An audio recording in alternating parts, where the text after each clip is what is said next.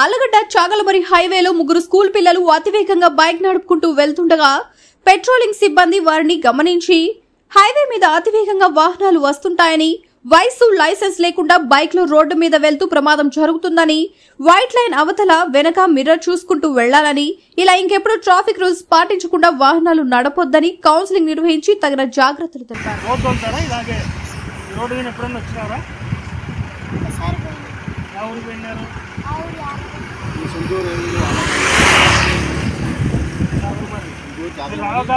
చెప్పు హైవే వాళ్ళు ఇట్లా చెప్పినారు రోడ్ల మీద